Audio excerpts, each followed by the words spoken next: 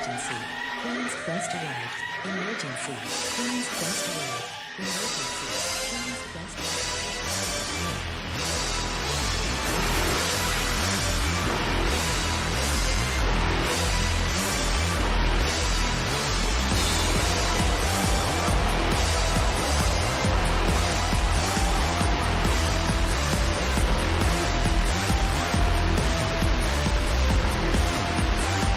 Down to the queens.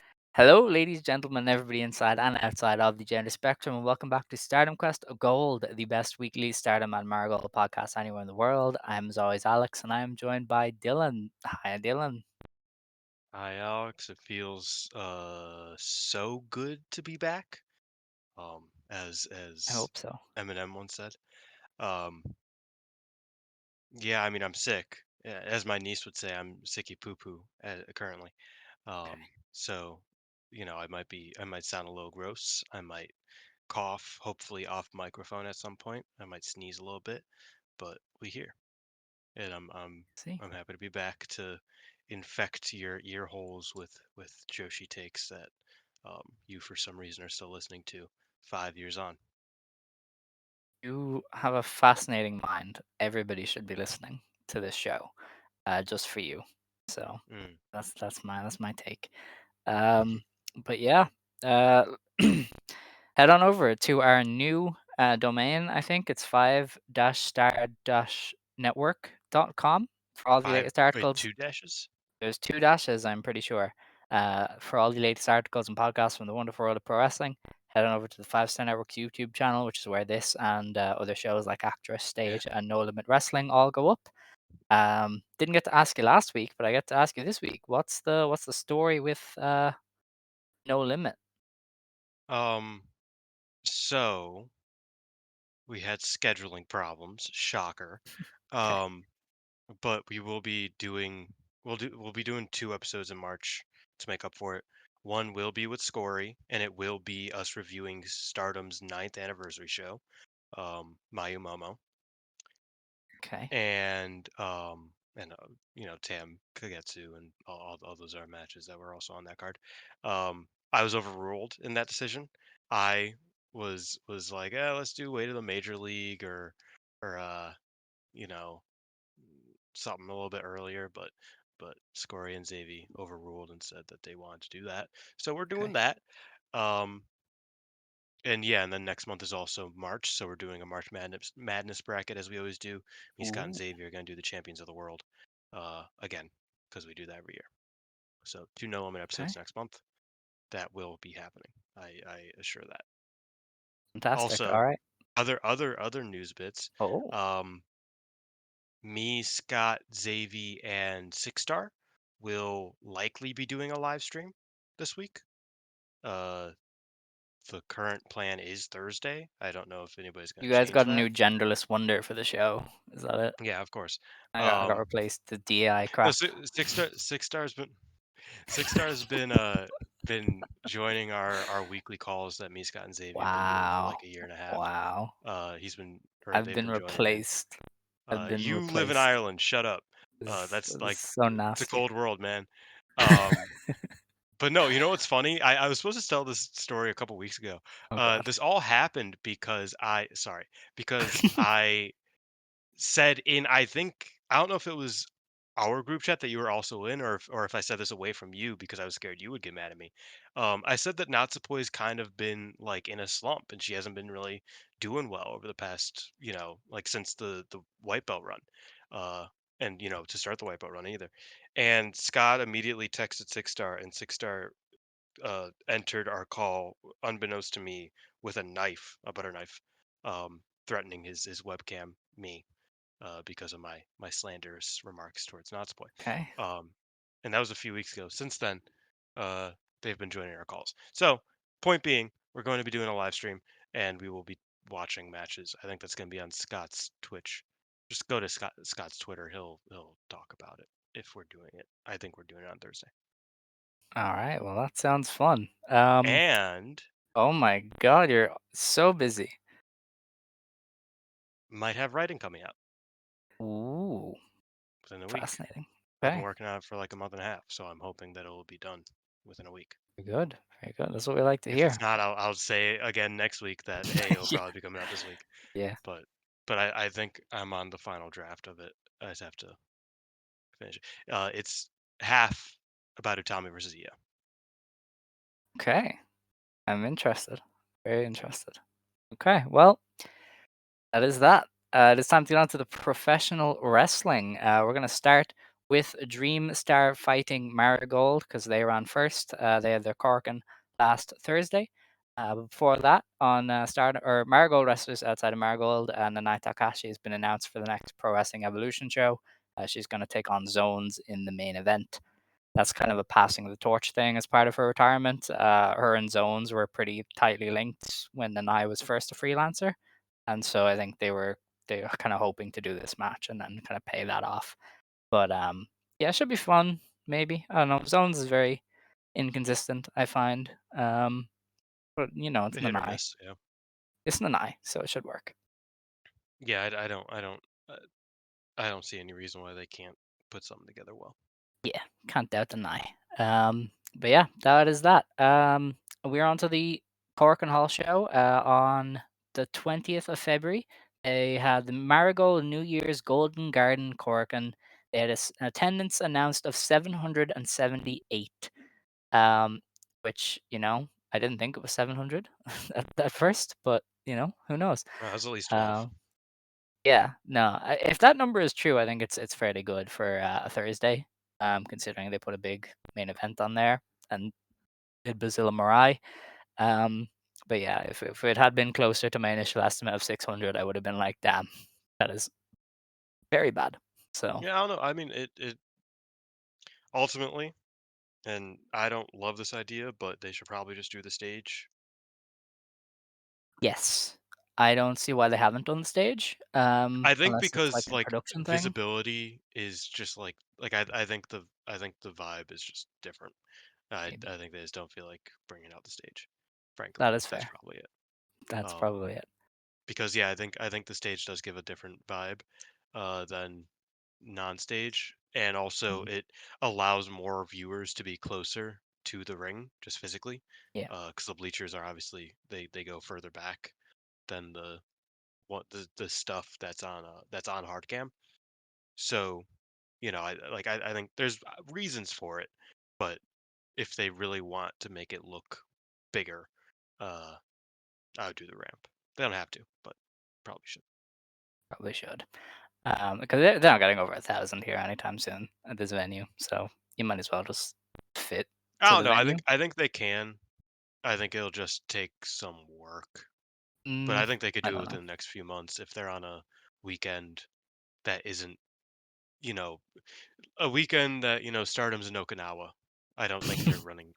I don't think that Marigold is running Quirk in that weekend. But No for idea. example, a weekend where they don't have insane competition, because the only Korakuen they've had on a weekend thus far has had pretty crazy competition Yeah, I don't know. I think people will show in up to the Tokyo big specifically. events, so that's kind of what I would expect. Like they're gonna do over 1,000 for Yoyogi, obviously, but I Oh don't know yeah. for Corkin. But look, it is what it is. We are on to the opener. Rei Seto and Riara beat Minami Yuki and Ryoko Sakamura in just under 10 minutes. Rhea, I remember getting the win for her team there. Um, it was a good enough opener. Um, yeah, Oh, I like this. I like this. okay, good. I was blanking for a second. Yeah, I like this. I thought it was good work from everybody. Rhea and Riara worked very well together, and Rhea, kind of stepped up here more than usual. Ryoko did well. Yuki Minami did fine. They all put their work in enough to where it was like serviceable, which is Yeah, what you want from an opener here, because um, sometimes you can look at a Marigold opener and it's like you just hope for the best. And I think this was, like that. This wasn't any type of problem for the show. I thought it started the show off quite well. In fact, Yeah, I probably would have shaved a bit of time off. I don't think 9.5 minutes is generous to Yuki or Ryoko at this stage in the game, but Yeah, but this you know, was this they was filled mainly it well Rhea enough. and Riara kind of dominating, so I think it worked enough. Like I think Yuki's comebacks and hope spots were well done and they didn't Mm, overstay their welcome, and Rhea was just kind of the beasting, if I'm being that is honest, fair. All right. which is great because I've been kind of critical of Rhea because I don't feel Let's like see. she's She had a good stretch. I thought her and Seri was an interesting match too, which we'll get onto. hmm But our next match was Gigaton, also known as now Shikawa, under some mm, Kiss makeup, kayfabe, beats man. Megaton. Oh well, look, blame cage match. They blew the lid. Beats Megaton in just under 7 minutes. This is full comedy. Just It was great. two I loved it. opposing prison aliens. Um, I don't know what you're talking trying about. to. Gigaton's a fucking juggalo, bro. I don't think it's meant to She's be, she's a but member of the Insane Clown Posse, as yeah. far as I'm aware. But they were just like doing the most random You can't shit. have that nose and say you're from Kiss, okay? Okay, Like, that is valid. That is valid. But yeah, very funny match. I thought it was very fun. The crowd was very into it. Megaton continues to be such a highlight. Just a genuinely funny pro wrestler. I think now actually thrived as well doing the Gigaton stuff, kind of playing off of Megaton and her like established bits. yeah, no, I agree. I thought that this was very incredibly well done, frankly. Um, I appreciate a different way of tackling Megaton. Um, so obviously we've seen wrestlers just beat the fuck out of her. Uh, but I think this was like a cool way to kind of, you know, see someone go to her level and do a funny bit. So yeah, I was very proud, and she committed to it too. So shout out Gigaton, Ton Giga, if you will. Big fan. All Hell right. yeah. Our next match was the Darkness Revolution, our first look at the kind of group as a whole. Chiaki Misamatsui and Nagisa Nozaki beat Chikagoto, Miko Aono, and Natsumi Shizuki in just under 12 minutes when Misamatsui got the win for her team. They definitely presented Misa as kind of an antagonist here. Her and Chica were kind of going at it a lot, very much kind of establishing presumably a rivalry. I think the look and everything about Misa is not a star that I think people wanted. She's doesn't feel to me like the point of the group. She just feels like an antagonist, kind of. Yeah, but I think a big part of that is because she's not meant to be yet.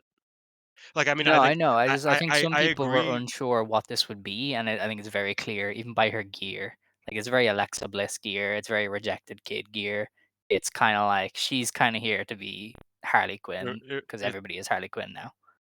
it looked like Gwen from League of Legends, specifically.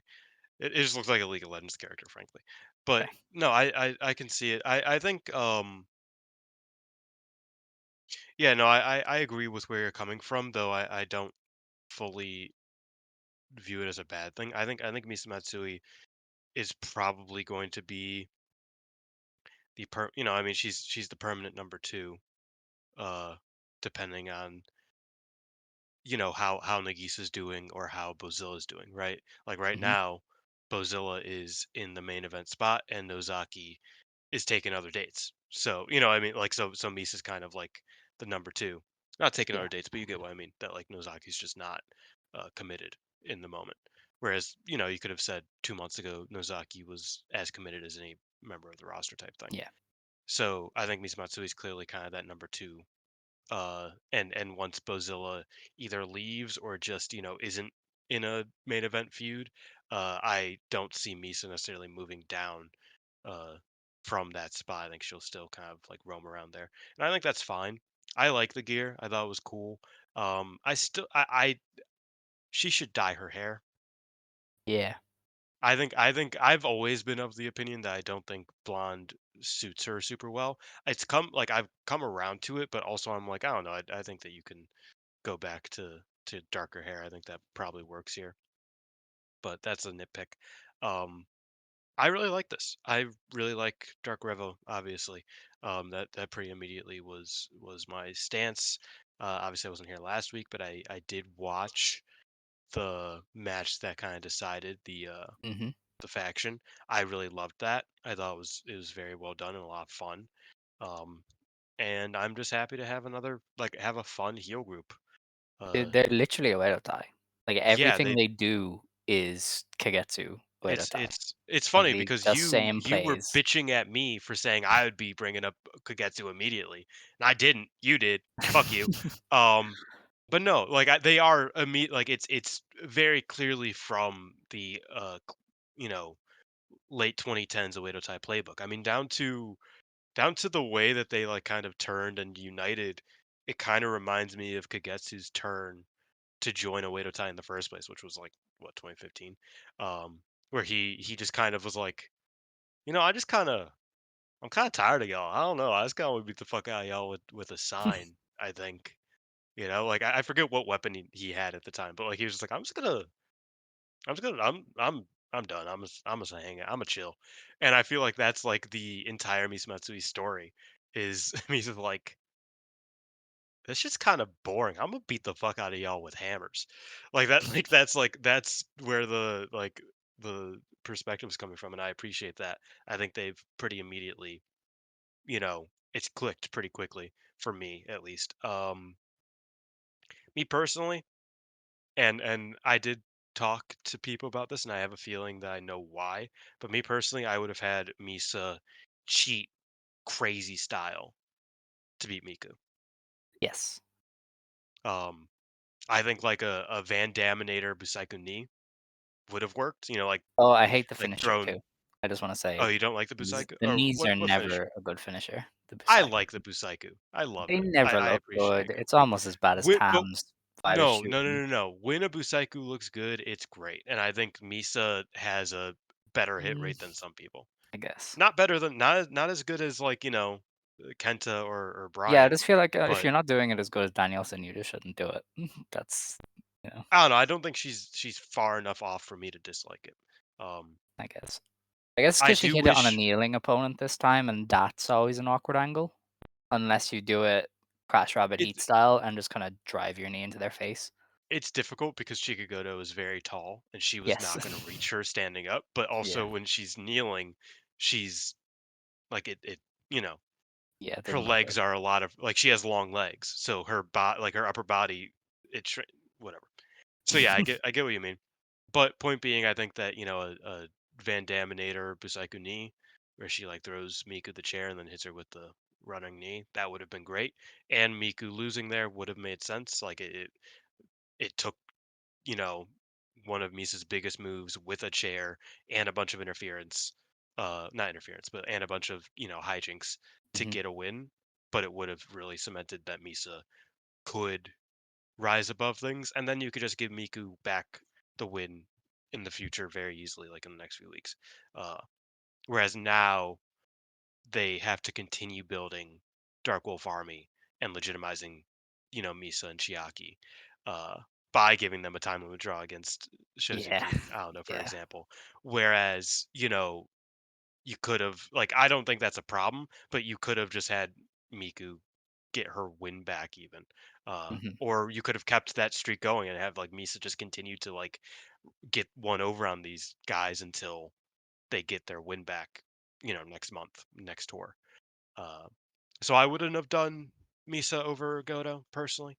I would have done her over either of the other two, but I guess it's all about delaying the inevitable, which is Misa kind of climbing to be on par consistently with Shozuki and maybe I even think you're Miku. more positive than I am. I You think are, Rossi is just very see-through, and if he wanted to get behind Misa, he would have had her beat Shozuki or Iono. I think having her go over I Goto mean, is a she's further beaten thing of, Shozuki at the past like two Korkins. Like that's not like I think specifically like it's not like Misa's but you know incapable. what I mean? She pinned the lowest one on the totem pole here in her big Yes. kind of unveiling, and I think Rossi is so obvious that if he wanted more, he would have given us more. Um, but I don't know. I keep thinking Misa is just a long-term play, No, and I so her agree. and Chica building up this rivalry is something he'll do down the line. I mean, to be fair, I Um, think she probably beats Yuzuki for the belt uh this summer. maybe, yeah. at one of the shows. I don't think it'll be at Well, she's one of the uh 3 viable winners, so, correct. there's not much you Well, I can mean do there. Sari now, so I don't know. she could have a second belt buckle. Um, Possibly. I wouldn't do that if I was or them. not a second belt buckle. She'll have a belt buckle because she defends that tag title like it's her That fucking is true. dying wish. Um, but yeah, that's that. Not super into that rollout, but I can see the goodness of it, and we'll have I to wait was and I see. was happy with it. I liked it a lot. I thought the match I've itself of was quite course you were. good. I thought that Shozuki did very well here as the babyface in peril, who Mm. kicked their heads off and then got the hot tag. I thought that was a lot of fun too.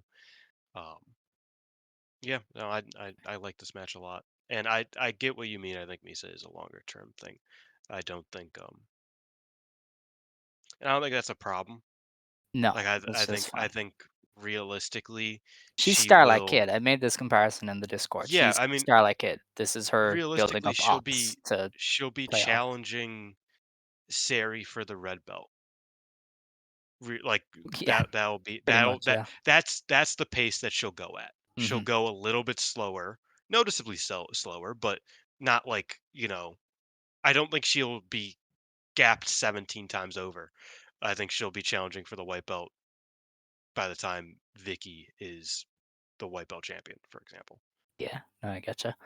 Our next match then was a number 1 contenders match for the World Championship. Bozilla beat MIRAI in 18.5 minutes. I really, really enjoyed this match. I think it was a lot Mm. different than people were expecting. It was very David versus Goliath. I thought it was very logical, like well thought out. The submissions were really well Yeah. done. And I kind of like that. I think Bozilla had gotten a bit too into doing the 50-50 stuff, but like only Sari should do that. Only Nanae should do that. Only Utami should do that. I think everybody else, she should dominate the matches. And so I think this is a nice kind of return to presenting Bozilla as a monster and not just kind of an athletic big woman. This was her just dominating the match and Mariah having to kind of pick away at her. And I thought it was really well done, kind of on both sides. But I thought Mariah, even especially like her submission work, I just thought was really, really good. Yeah, I mean, honestly, this is like no disrespect to her, but who would have thought a couple years ago that Mirai would be like the smartest wrestler in Joshi right now? Like just Yeah. like from a like psychology standpoint, she is incredibly good. In fact, I think the only thing that I didn't love about this match was that they kind of started to drop the selling a bit near the end, and that doesn't bother me much. But I think because they built it up so well and they were so meticulous about it, um, I think there could have been a few more spots where Hmm. the arm, for example, Mirai's arm and Bozilla's arm, they both targeted the arm, Yeah. actually. I think there were spots where they could have maybe taken a second to kind of be Hmm. like, this shit sucks. This match is good. Like we've fucking killed each other in this match. I'm feeling it. And I don't think they took that second enough near the end. And I think that was probably from like a logical standpoint the only negative about the match. I thought the match was a ton of fun. I really liked it. Um, Bozilla just continues to just wow and amaze me. Honestly, she really is up there with the greats in uh Puro history of foreigners, especially given her Hmm. experience level. Like she really is like Vader type levels of shit because it's like she's here and you can't ignore it, and she's having great matches. So yeah, I really like this. I don't think I liked it quite as much as you did, uh, but I did Which is like it weird more because than I I think saw it and most I people went, did. "This is a very Dylan match." Because you usually love that like more methodical kind of Oh, mindset. I did. That's what I mean. I really Yeah. liked it. I liked it a ton. I think that the crowd didn't get it until a little bit later. And Yes. Yeah. I think it negatively impacted the early going. I think the crowd was like, "Okay, when is this gonna get going?" And then it's like, "Oh, this is the going." Hmm. And once they kind of realized that, they were like, "Oh, this is great. No, I get it." But I think like the first like 5 minutes of the match, they were like, "Okay, let's wait for Bozilla to start, for this to start going off the fucking rails." But it never really did. It was a very well done match that had its. I'm not saying that it wasn't, it didn't go out there. Mariah fucking died like 3 times, uh, and Bozilla looked like her arm was fucking about to rip out of its socket. But I do think that the crowd maybe impacted that a little bit, Mhm. it, early on especially. But yeah, I loved the match. I thought it was really really good.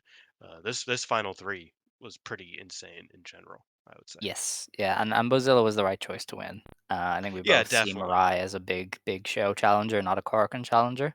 That is Yeah, and your also award level. I think what we're doing here with Mirai, of her just kind of like I think we're doing something interesting with Mirai here in that she's a protected top star who Mhm. closes the shows, is kind of an ace-like figure, like if Utami is, and this is a tired comparison. If Utami is Okada, Mirai somehow is Tanahashi, even though she's way less experienced. But you know what I mean with just the Molly didn't like that comparison. No. But so I think 1 second. You keep talking. I will come back to Mirai just so you know, Okay, or you can yeah. take a second. No, I'll talk. Yeah, I wonder if with Mirai they're gonna do the story that they teased and dropped with Utami, where Utami was like the supposed ace, but Sari kept being like, "You're not the ace, I'm the ace." And Mirai briefly tried to step up and prove herself, but then never got to face Sari. So I wonder if they're gonna go all in on the fallen ace thing with Mirai that they didn't with Utami. Because obviously we both watched the tournament when Mirai beat Utami and said, "You are not Utami." And then a month Yeah. later, Utami is the GP winner and dethrones Sari. And so maybe this is their chance to do a longer story with a fallen babyface who's like just about there but not over the edge and like trying their best. Yeah, and I mean, it's kind of frustrating. We talked about before the show we got on air. I really wish Sonny would subtitle the digests that he puts on YouTube, Yeah. um, because through YouTube's auto translation feature, which is very bad, you kind of start to get an idea of Mirai's kind of arc right now. In after the Osaka show that we'll talk about in a minute, and after the shows recently, she's kind of been like having this crisis of just kind of like of like you know this is all up to me. I need to like, and she's having this struggle kind of deciding if she wants to like like lift Marigold up, or if she herself wants to lift herself up, and like, and it's just like this, she's just kind of going through it, frankly, in these backstage promos. And I do think that that is a big part of her character. I think Mirai is such a natural babyface, and she's such a natural wrestler that you want to root for. But she's simultaneously, like we said, like very methodical, very psychological, and like she knows what she's doing in the ring. So it kind of allows her to have a lot of range as a wrestler, Hmm. um, which I think is kind of what makes a perfect wrestler. Like I think that's why people look at her over time pretty frequently now, is because I think Mirai has more range. Um, and speaking of that range, I also think that there's a Mai Sakurai challenge in the works. Like I think that is something that Mirai will probably go to. Um, get ready for 30 minutes, but I do think that's somewhere Mirai is probably going to go before she even gets to that red belt challenge. Um, because I think she is going to be that suffering builds character type of wrestler, Hmm. and I think it'll be worth it in the end. But I do think she's going to go through a lot of strife before she feels the love. Well, that's good. The next match was for the Marigold United National Championship. Mai Sakurai beat Chanyota in just under 15 minutes for the STF submission. I thought this was a really good match. How It long did didn't this one go? really, just under 15, Hmm. seemingly. I thought it was a very good match, but I don't think it hit great. I don't think it really got as high as it could have been. A lot less CTE than I think I was expecting. The opening, I remember watching the opening like minute or two and going, "This looks like it's ripped straight from Julia Hanna." They even did the chair throw outside the Mhm. ring spot, and I was like, this is literally the same match. But it never really escalated the way the Hannah Julia match did. I think they escalated to a certain point, and then just kind of took it home. There was like one great headbutt, but even then, that was about all. Um, Yeah, the so Marigold. yeah, I think there was a definitely a level above that they could have gone to, but I think they still did really well for kind of what it was. Yeah, I think this was great. But I agree. I do think it was a step below. Great. You know what I mean? Like I Mm. think at this point it was definitely a step below a match of the year contender. Um, but I still think it was better than the Nozaki defense, and I really like the Nozaki defense. I like both of them, but I think it was a step above the Nozaki defense, and Mhm. I think this match just for the millionth time was like, oh, so yeah, like Chanyota, the only thing in her way is her schedule, literally, Yeah. because I think so much of what I guess you could say went wrong with this match. 'Cause I don't think anything necessarily went wrong, but so much of what limited this match was just a lack of like muscle memory for her Mm. type of thing. You know what I mean? Um, and maybe a little bit of an over reliance on what she's used to, if you can say that.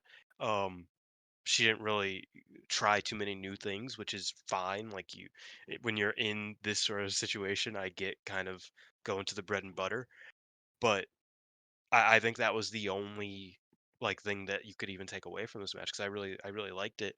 Um, but it's just a matter of Chanyota wrestling more. Like I think she just needs to wrestle more. You could run this match again in 9 months if Chanyota has wrestled even semi frequently for Marigold throughout the Yeah. year, and I think it'll be a match of the year contender. Really, because I think Chanyota has such an insane ceiling that we are no like she's still on the ground floor, and it's good and it's great. Like she's still very good, but she has such an insanely high ceiling uh, as a wrestler. But then again, she might just follow in Yuji Nagata's footsteps. Um, Yuji Nagata Maybe. was always Yuji Nagata. This is a very random comparison. She does train with Yuji Nagata, but uh, Yuji Nagata. The thing about him for me has always been that it's like when you watch him you always Mhm. think, "Holy shit, he either must have been or will be the greatest wrestler ever." But he just kind of stays at that like absurdly good level. Like he wrestles today the same way he wrestled 25 years ago. Yeah. And it's like it, when you watch him now, it's like, man, when in his prime, he must have been like literally the greatest wrestler ever because he must have been moving faster, must have been a bit more, like. But no, he's just always been exactly like this, and he's great. But I think that might be Chanyota, even with more reps. I think that like she might just be very good, but never really.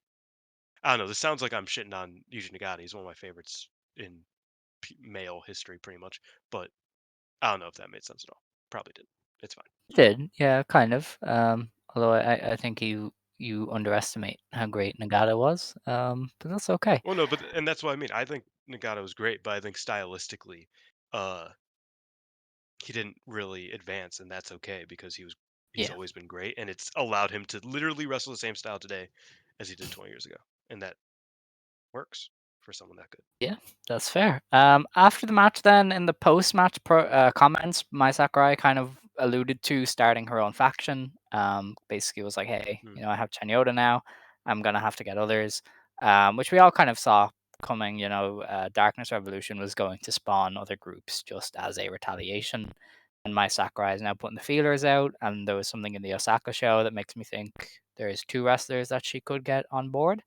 Um, so we'll obviously talk about that a little bit later. Um, but our main oh, we event of forgot something. did we? Oh Best shit! Buy Yes, we Japan. did. So Marigold, after the opener, it was announced that Rina Yamanaka from Best Body Japan will be participating in Marigold. She hasn't jumped ship or signed yet. It is just a partial kind of participation. But I am very excited about this. She was watching this match very intently. They showed her a lot. Mm, I'm wondering if maybe if she commits and like signs, if they would have her beat Mai Sakurai, because I think Arena is a very Rossi pro wrestler. She's very tall. She throws head kicks. She's beautiful. Like that is his thing. So I She think is a if bit on the older side, though. I think that's the one thing, which is that's also why why he she would would rush her. probably win the Yeah, belt yeah, this he'd year. rush it. Um, I was a big fan of her when I saw her in Actress Girls. I think she's very fun. Obviously she works for Best Buy Japan. There's not a lot of tape out there on her. And what we saw in Actress was fun. And I'd imagine with a bit more of a regular schedule in Marigold, she'd probably improve a good bit as well. But I think the raw materials are there for a very fun wrestler with Arena. Just depending on how often she's around. She, ju- I'm assuming she had contacts because if she has naturally blue eyes, that shit's crazy. I don't think she does. They were Um, very like silvery, so probably not. yeah, I was gonna say, like, I was like, she kind of scares me. Her eye contact, it was intimidating.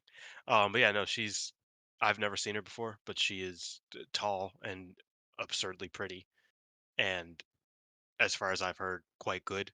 Hmm. Um, Worst case, I can also see her being a very solid hand as a tag team with pretty much anybody because she obviously knows all of the actress girls and she seems like Utami's type. And there, like she has. I think people will be clamoring to get her in a tag team with them. So yeah, I could see a pretty high ceiling for her. And yeah, either she'll be joining up with Mai and Chanyota, or she will be challenging Mai, um, or just kind of be in that white belt picture. But I'm interested in it. Uh, she isn't on any of the upcoming shows thus far. I imagine. Unfortunately, the thing with Marigold and their touring setup is that when you feel like something like that, when you feel like stuff's about to really pop off, uh, they go on tour, Yeah. and you have to wait for them to come back to Tokyo to Yes. do something. Not even come back to Korakuen, because they will do stuff in Shinkiba or Shinjuku. They'll even do stuff in like a Nagoya sometimes, a Yokohama Mhm. sometimes. But it's like once they go to Osaka and like I don't know, like when they go out, they don't usually do stuff in Nagoya. Who am I kidding? But They're they'll gonna do run stuff in Tobu Yokohama. this weekend. Like they're Yeah, not in doing Toba, shit like in Tobu. there that's kind of like the struggle, and it's the struggle with Stardom too. It's just Stardom has so many more people, uh, and the problem with Marigold is that they'll be like, "Here's three people who will be appearing in the future in Marigold," and then Yeah. they don't for a while at least because they're in Tobu. Um, so yeah, so like Arena, Chanyota, a lot of these people like aren't on the cards for the next 2 weeks, which is a bit of a shame. But yeah, I'm excited to see what they do, what both of them do. Because Chanyota also said that she will be fighting alongside Mai, and she is still targeting the UN belt. So like Jeez. it sounds like she is going to be in Marigold from here on out, kind of, you know, as a lone sort of thing whenever she Um, shows up in Tokyo. that is fair. Our main event then of the show was for the Marigold Twin Star Championship. Nanae Takahashi and Seri Yamaoka retained the titles when they beat Utami Hayashishita and Victoria Yuzuki in just under 25 minutes. Seri got the win for her team over Yuzuki to retain to end a great match. I thought this was fantastic. Everything involving Seri and Yuzuki was great. The stuff we got with Nanae and Utami was very interesting, and I mostly loved Utami Seri. I think everything between Utami and Seri has fascinated me because she's the only one who doesn't fall for the super rookie stuff. She's just She like, kind I'm of gave gonna the game toss away. you around. Like She I'm kind of gonna gave the game beat the away. crap out of you. She's like, yeah, Maya never gave a fuck about me, so I'm a, Yeah. so that's that. I'm gonna do that. Like she just beats on Seri in a way nobody else in this company does, and I think that's a fascinating dynamic. It presents Seri with her only real obstacle, which is kind of the big thing you need as a wrestler is as obstacles. And so I think they done so much in this match, but a lot of it was for Seri and to progress what Seri is to this company, particularly with her and Yuzuki getting a lion's share of the time, getting to really build a grudge, and obviously Seri pinning Yuzuki, which is a big moment for both of them. Yeah, I mean, Sari did tremendously, but this match just like, oh man, it just strengthened the Victoria Yuzuki agenda tenfold. I was I was I was salivating when these motherfuckers started the match and were doing insightful, impactful grappling. Hmm. I did not know Yuzuki could do that. Like I don't think there's she anything was she can't do other than hit her moves with 100% accuracy. That is her yeah, and only. that's That is her only drawback. listen, man, Manami Toyota never Nah, I don't think listen, I there's a get it. single move Manami Toyota hit 100% of the time, or even 90% of the time. Let's be frank. Even the standing moves, like she like have you seen the Japanese Ocean Suplex? Listen, I said it on Twitter today. Have fun watching Marigold is wondering whether Yuzuki will or won't hit her moves today. That is, I'm Yeah, I'm and into it. I'm here for the fun. I'm when just she saying. hits it, it's fucking awesome. But Yeah. she did so, and legitimately, I was like, wait, what? When the fuck did you learn to like? I guess she trains with Mirai, but I was like, when did you learn this? How did this happen? How did you? And then just from there, they were awesome. And Utami came in, and she did great stuff with Sari. And then I came in, and she did great stuff with Utami. And like, great match, legitimately great match. One of the best of the year.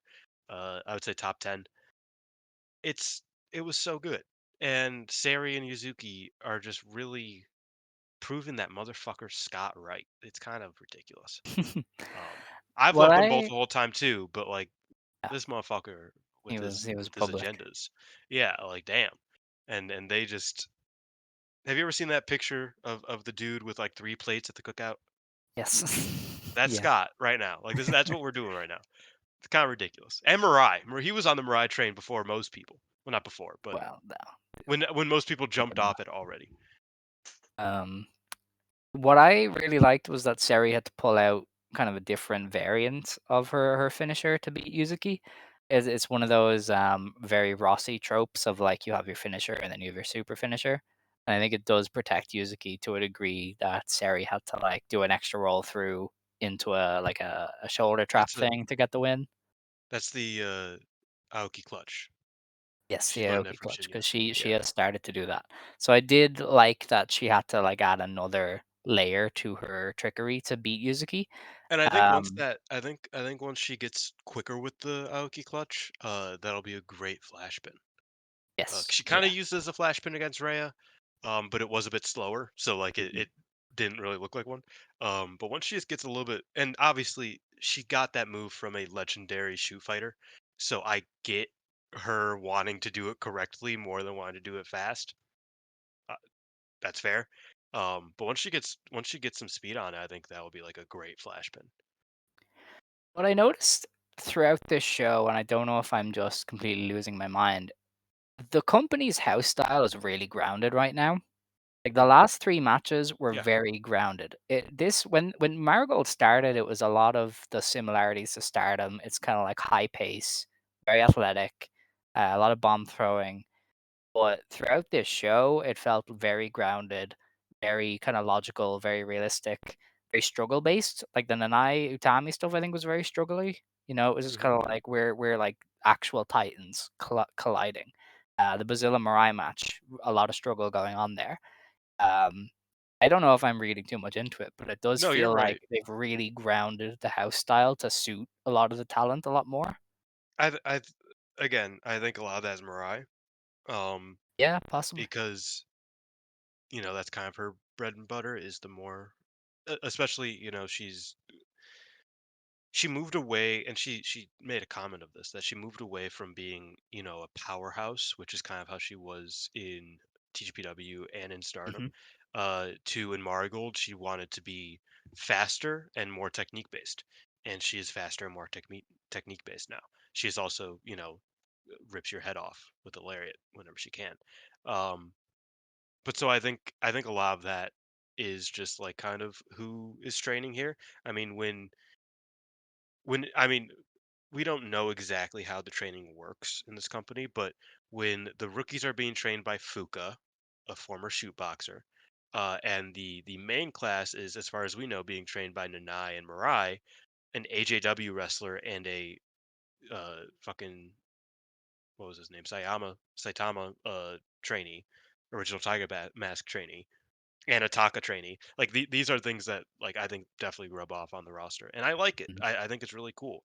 I also will say that Rossi loving lucha and like fast paced lucha so much that he somehow works his way into having two shoot based companies. Very funny. Like the more methodical shoot wrestling grappling companies.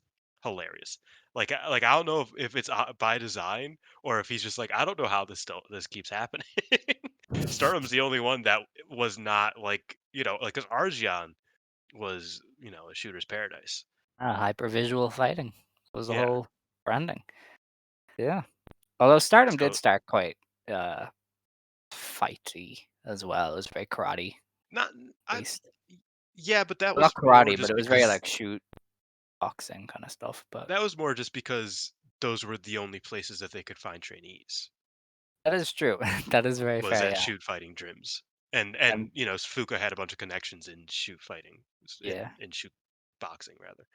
So that's how they found their people. But no, I think this is a bit more of a conscious top down thing that I do like it. It I'm does sure. Oh, definitely so do make I. for a unique show. But that was the Corkin. I also think once if the Superfly division starts to kind of like grow, if it ever does, hopefully, inshallah, God willing. Um, if that ever grows, I think it'll stand out in the same way that the Sky High of Arjian stuff did Yeah. to the more grounded house style.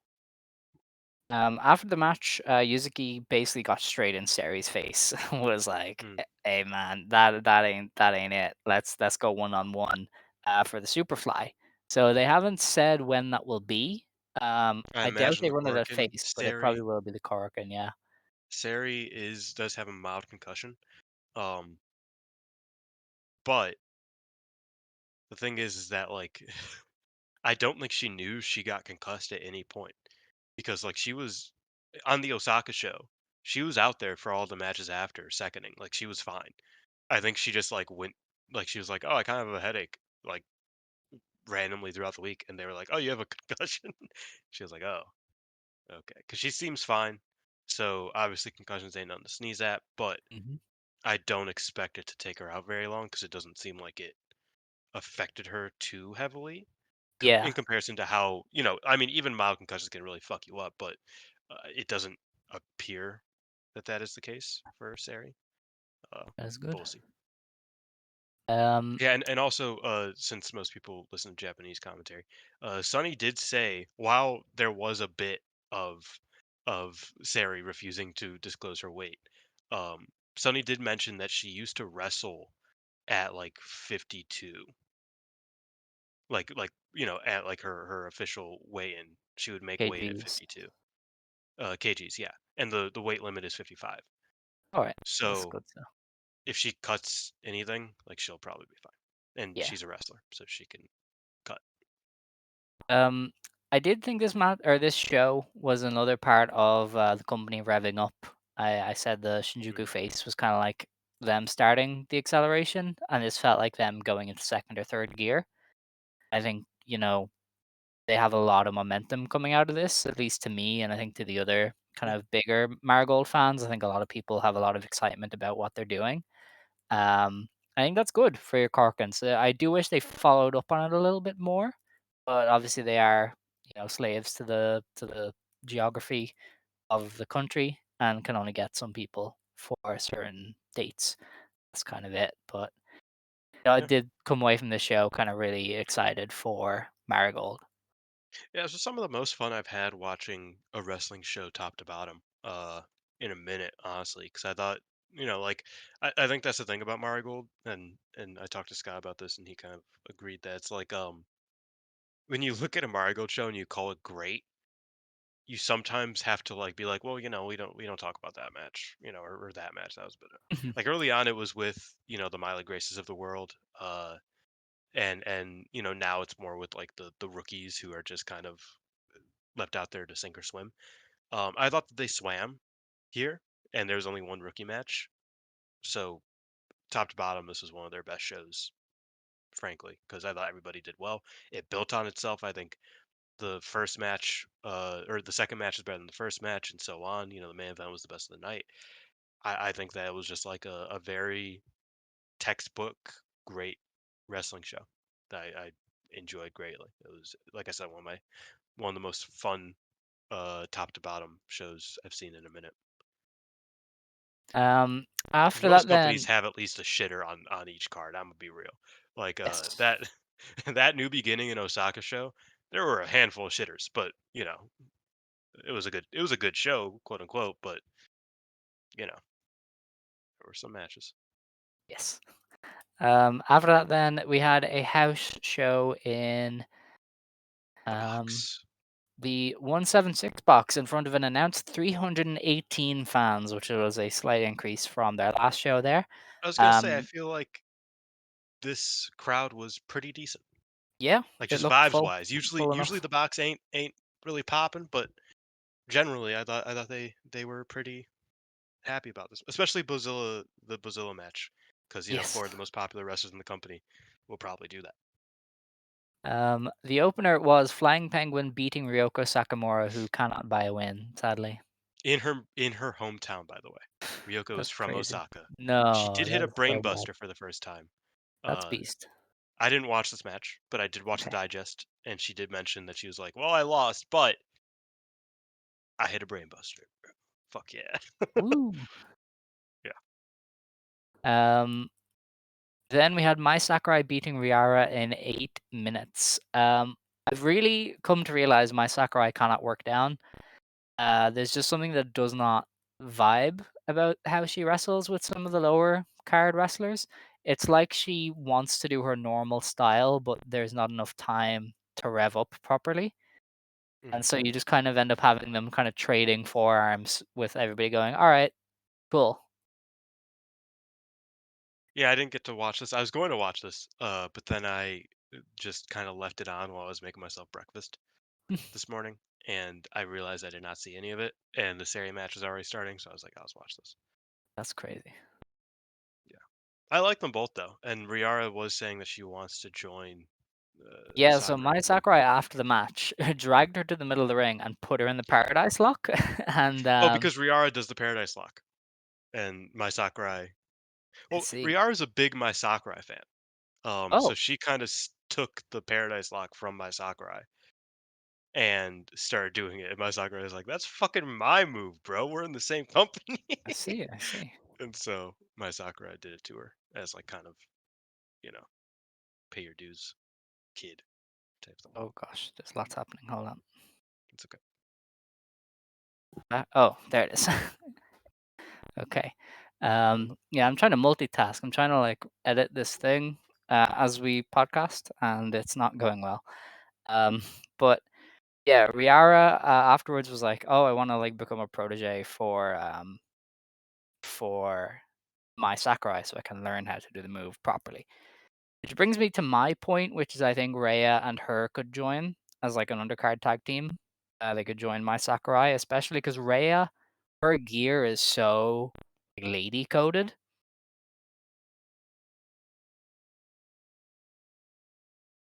Yeah. Wait, what? But Oh, I like you just cut off like mid sentence. I was like, oh oh, yeah, all right. Rhea would just fit the vibe of the that kind of group a lot very well. The fuck is? But Never mind. No, yeah, I think the thing about my Sakurai's faction is that it's like there's a lot of people who make sense, but also the problem right now is that it's like the rollout of these factions is going to be a bit difficult um because of just like you can't throw seven factions into a company off rip. Well, not seven, but you can't throw like even five onto the company off rip. But my Sakurai being the first to kind of set hers up makes it a bit difficult because it's like, well, how do you not have this person involved or this person involved? Because that would make sense, um, like a Rhea Seto or a Riara. But then also like our are her and Mirai just not homies anymore? Like I don't know. Like I'm interested to see how this faction rollout happens, Mm. um, because there are already previously established relationships here, to some degree. So it will be interesting to see how they kind of play with that. I do think Riara as a undercarder. I think Riara and Rhea as like a undercard tag team, and Mai Sakurai and Chanyota, and then maybe one other person in the middle, works for a faction. But we'll see kind of what's happening there. Okay. Um, what I kind of think might benefit them is actually the injuries. That they can like drag out a lot of it. So somebody like Hummingbird who's kind of disappeared. They'll have a presumably her kind of future will be up in the air whenever she joins a faction, which could be interesting. And that kind of gives some people an out to be like, well, I just want to wait and see.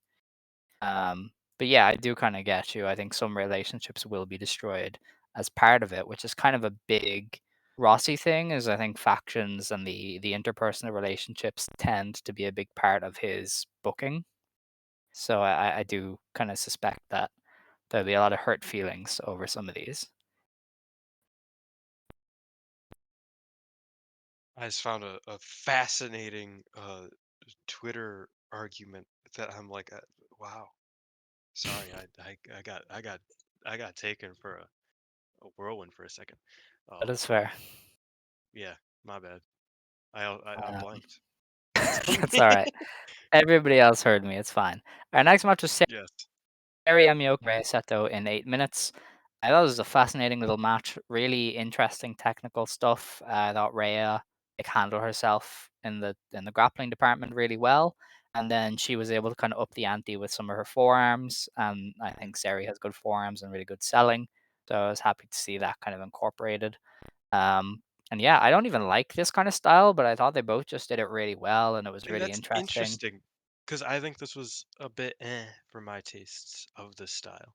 Um, in that I think Sari probably should have been a bit more dominant in the grappling. Um, because like I didn't think Rhea did poorly. I thought Rhea did well with the grappling. Um, but I think she could have done like I don't think she should have had to do as much.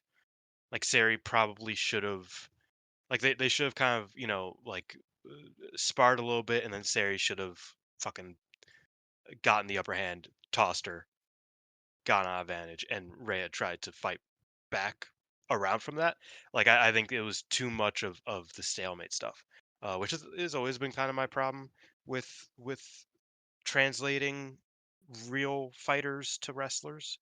Um, like I've always said it about Shuri, uh, Mhm. and I've always been like why is Shuri doing a 50-50 grapple with Julia? And Yeah, Julia is like more legit than a fair share of people. I mean, not really, but like she has worked in like jujitsu and in shoe grappling a little bit. She's training a little bit, but like, why is she doing that with Hameka? Like I like that was always my problem with Shuri was I was like, you no. And I think that might become a problem with Sari. yeah, Uh, and I think I saw a little bit of that here, but it wasn't too big of a problem. I did like the match. I thought that was fun to see Sari in this sort of environment because you don't usually see it. You know what I mean? She's not really. This is her second singles match of all time. So, you know. that is fair. Um, let's see. Our next match then, Darkness Revolution, Bozilla and Megaton beating Naoshikawa and Utami Hayashishita in just under 9 minutes. Um, and I enjoyed this. I thought the Utami Bozilla preview was really well done. I thought Megaton was funny. I thought Naoshikawa and Bozilla did well. And briefly, Gigaton came back out and now was like, "What was that? Who did that?" So yeah, it was a fun match. It was probably the best kind of bigger match of the show because the other ones just weren't it. Actually I didn't watch the time limit draw. I won't lie to anybody, but this is Exactly. probably the stronger match out of all of them. Yeah, no, I thought this was a quite a strong match. I thought Bozilla and Utami gave me a lot to be excited for. in regards to their match because I thought they did a lot of good work. Um, I expect good things from Bo's opposite Utami and vice versa. Utami sells her ass off shockingly. Like people don't you wouldn't expect Utami being Utami uh to sell so well, but she does, and I think that's going to really uh make or break that Bozilla match. And I think if this match was any indication, it'll be quite good. And yeah, now did well as well. Megaton is fun. It was a fun match. All right. We then had Darkness Revolution. Chiaki and Misa Matsui go to a 15-minute time limit draw with Aono and Shozuki. It was obviously a way to protect all of them and kind of keep Darkness Revolution from taking a fall too early. But it's definitely just your standard Rossi being too conservative. Yeah, I don't know. I like this match. I thought it was fun. And it was more of like a Darkness Revolution dragged the ref out of the ring in the last minute, so they really couldn't. There couldn't be a fall. They kind of sabotaged the match. Uh, though the ref got back in the ring in the last 5 seconds to do a near. It doesn't matter. It was just yeah. I don't know about the decision to run it, but I also get it. Like these two aren't going to be the ones you're putting a lot of stock into, even though they probably should. Like they should get a tag title challenge probably, uh, but they just aren't. So at this moment, I get it. You don't want to beat the Darkness Revolution yet. I'm gonna miss the Dark Wolf Army name. I'm not gonna lie. It's a fun name, but I don't think you're gonna want to beat the Darkness Revolution right now. But you also can't have them beating the presumed like next top tag team in the company. Well, yeah, kind of. I don't know. Our main event then was Mirai and Victoria Yuzuki beating Chikugoto and Minami Yuki in 16 minutes. Um, I didn't have time to watch this one, yeah, it wasn't and you good. already said it wasn't great. Yeah. Yeah, like the Goto does her boots and it's good, but Yuki had a very poor match on her end. There was some really like awkward spots. I think Mariah at one point thought she was going to get rolled up, and so she kind of like leaned into the roll up and was standing on her head for a second, but Yuki just laid on the floor, and so she had to change that into a pin. Yuzuki missed her moonsault, and so it was one of those kind of Yuzuki days. Um, and yeah, just kind of a weak effort overall. I don't know why they keep putting Minami Yuki in main events. She's just not able for it, but they're persisting, and I guess it is what it is. It's the Osaka box. It's fine. But yeah, Yeah, it it's was kind of like whatever. that. Pretty pretty one of those where you're like, oh yeah, we have so much momentum, and then oh, okay. Um, but it's all right, you know. So for the preview, then, Marigold is running on the 27th, which is 2 days from now, in the Eastern Friend Hall. I think this is in Tobu. They're running a very interesting little card. It's Shozuki versus Riara, and then the winner of that faces Rei Seto for some reason. I assume Shozuki goes 2-0 in that. Should beat both of them. Yeah. We have a challenge match, but the challenge matches are back. Mika Ono versus Ryoko Sakamura. That might actually be good if they just kind of trade kicks and play into Ryoko's strengths. But obviously, Mika Ono is going to win. Yeah, I think that'll be a good barometer for Ryoko because I do think Miku's pretty good at wrestling down. Yeah, All things she's good at considered, so I'm everything. interested in that. It's Mika Ono. Yeah, people are gonna hate this, but I do think Miku is probably in her 2019 Momo Watanabe era, Yeah, where she's going to get better at wrestling. Um, but we will see if that ever gets rewarded before she awarded. starts to, Yeah, uh, plateau a bit. that's fair. We'll have to see. We have another challenge match: Mai Sakurai versus Minami Yuki. Please get Mai Sakurai her faction soon. I do not want more singles matches on these house shows. It's her Thank you. against Manami Yuki. Yeah, that Minami. sounds kind of not good. Yeah, no, I don't like that. Yeah. Our main event then, and this is probably the first time they've done this in Marigold, is a 10-woman It tag. is. Utami Yeah. Hayashishita, Victoria Yuzuki, Mirai, Nao Ishikawa, and Chikagoto versus the Darkness Revolution. I I like almost that. ripped my goddamn That's shirt when I saw it. Yeah. that is like the main reason to watch the show beyond Aono versus Ryoko is to see what chaos that main event can bring. Hmm. Yeah. No, I'm really excited to see them in full force. Let's see, when is that show? That's this weekend. Oh dear. Okay, there's two more It's. shows to preview. Oh, really? Yeah, because they're running on Shit, the I second and forget the that first. it's February, Yeah. so the Um, weekends. So. because they posted these to Twitter, but not the website, so I have to find it now. So on the 1st of March, they are running. If it translates in Meibashi. Fantastic. We open with Victoria Yuzuki versus Rhea Seto, which is a win for Victoria Yuzuki. Yeah, definitely. We then have Nao Ishikawa versus Riara, which is a win for now. They're having it's that's kind of funny that they have Victoria Yuzuki being like, I can beat this girl too, Seri. Watch Yes. this. We have Minami Yuki versus Ryoko Sakamura, which will sadly be a loss for Ryoko. Yes, a rare unless they're really like leaning heavily on fuck Minami Yuki, which is possible. No, they won't. She's the rookie of the year.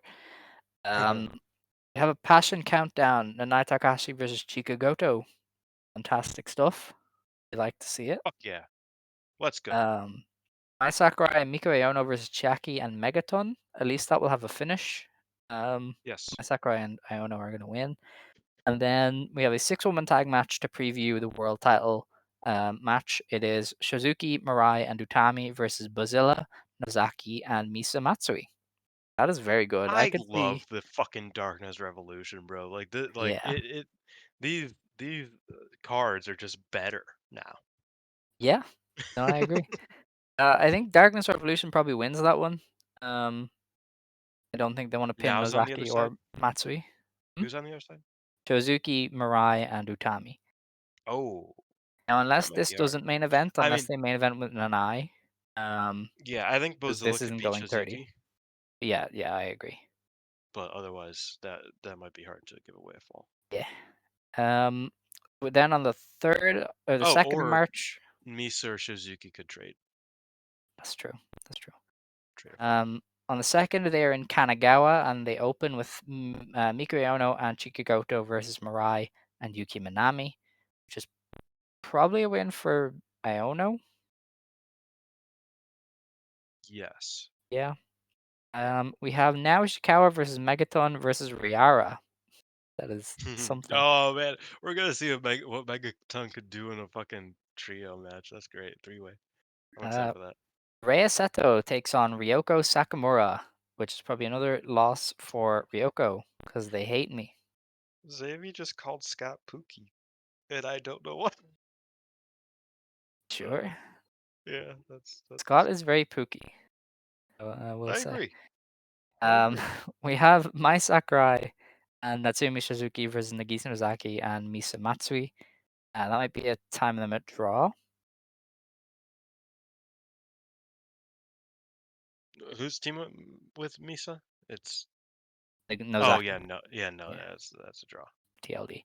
And then we Probably. have Utami Hayashishita and Victoria Yuzuki versus Bozilla and Chiaki, which is going to be Chiaki staring at the lights. Yeah, All right, and that is sure, it sure. for Marigold. Oh wait, wait, We wait, wait. That match. I'm sorry. I don't know why I blanked out on two of the four names. It's Shizuki. eh, the It semi-main. doesn't matter. Yeah. Yeah, Shizuki and Mai Sakurai versus Nozaki and Matsui. Oh, then whoever wins that trade-off, the first match the day before, is gonna lose the next one. They'll Oh, just do a possibly. 50-50. Like Yeah. they'll have Misa beat Shizuki in the trio match and then Mm. have Shizuki get the win back the next day. Shizuki's kind of been the figurehead of the anti-Darkness Revolution gimmick. She's been talking a lot about justice. I think Okay. I think there should be a faction called Justice. I think that'd be cool. Right. Not I led by Shizuki, but obviously Shizuki would be a top figure in it. Yeah, I guess. So with that, Marigold is finished, and we are on to Stardom. We start with Stardom wrestlers outside of Stardom, which is the only place to start.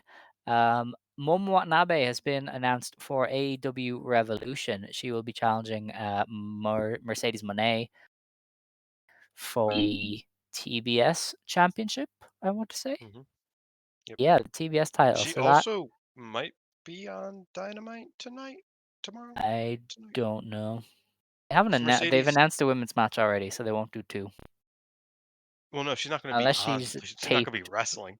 Oh yeah, well unless they've taped No, she something, no. yeah. Mercedes specifically said if you want a title match, you have to come to Dynamite and see me face to face for real. Oh right, okay. And she said that last week. So either they do that this week or they do it Yeah, they probably do it this week, next and week. Momo like Yeah, beats her up, maybe cheats yeah. to beat her up. Yeah, that works. Maybe they tape a match for Collision. Is Collision still a thing? Are they running that this It is week? still a thing. Okay, cool. But uh, yeah, I don't. All right. Um, Beyond that, then Wait, there is on no the collision this week. I is don't there think. not? Maybe Okay. there. All No, right. there is. It don't No. matter. It's AEW. Who Yeah, cares? it did.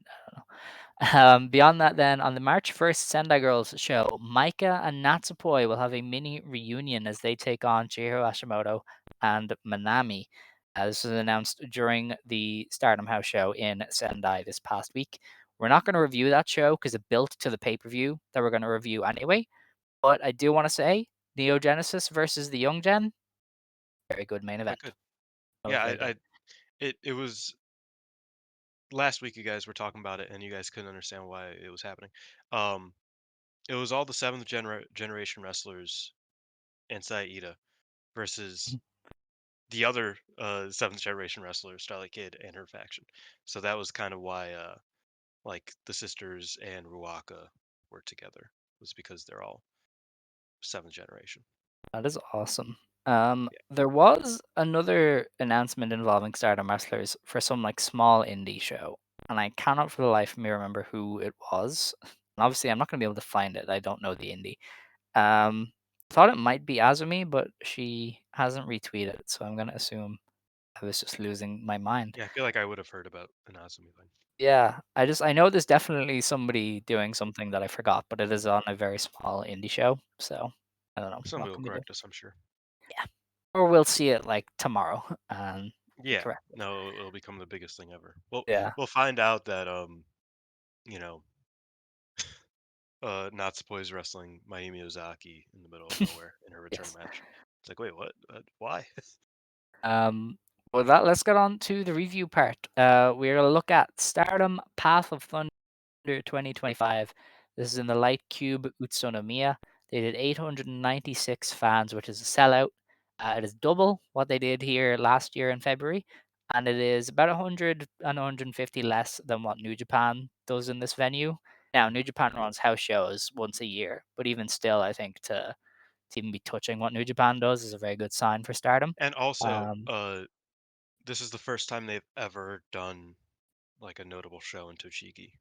So that is also a part of the like, because they do Tochigi shows pretty frequently, like a couple times a year, a few times a year, but yeah, they never have really been like, this is a show that fucking matters, bro. Come out. And like review. that clearly, you know, that clearly moves some people. Yeah. Um, see. The show opened with Mai Otani beating Yuria Hime in 9.5 minutes with the Dragon Sleeper. This is kind of your This was standard Mayu beats on very a good. rookie match. Was I thought I it was was like, weaker than go like ahead. remember Mayu and Momo Kogo had that singles match and it was kind of a similar vein. I thought this was weaker than that. Mm, I think Yuria is I still probably had quite similar to awkward. Yeah, I just think Yuria is so awkward still to me. I think there's something about her that just doesn't feel right when she's in the yeah, I don't ring know. yet. I think Mayu could realistically wrestle a broom. That Um, is true. In fact, I would love to see her wrestle Yoshihiko, like just to see what Mayu could do. I know people Yeah, don't like the doll, but like I legitimately am like I wonder what Mayu would make of that. I feel like she could do something cool. Um, but Isla's match was very good. Mayu is like itching to do something at some point ever. Um, we'll see if she does anything this year. Maybe. Um, who knows? Who's to say? Um, but yeah, I think this match was very, very good, and it was Mayu got the first match against the rookie so that she could leave immediately after and go do a fan event. that is fair. We then went on to Saki Kashima, Lady C, Rani Agami, and Tomoka Inaba of God's Eye, beating Natsupoi, Seri Ano, Yuna Mizumori, and Aya Sakura of Cosmic Angels. Lady C got the win over Unimon with what this is saying is a B driver in 13 No, what? minutes. It I was know. a it was It a was big boot. literally like a running big boot, a jumping big boot, in fact. With this as a B driver. She didn't really jump, but you know. They said But on the yeah, it was. commentary though, I'm pretty sure her jumping They big did boot. say jumping So big boot on the yeah, commentary. She did. It was basically like the face break shot, but not in the corner.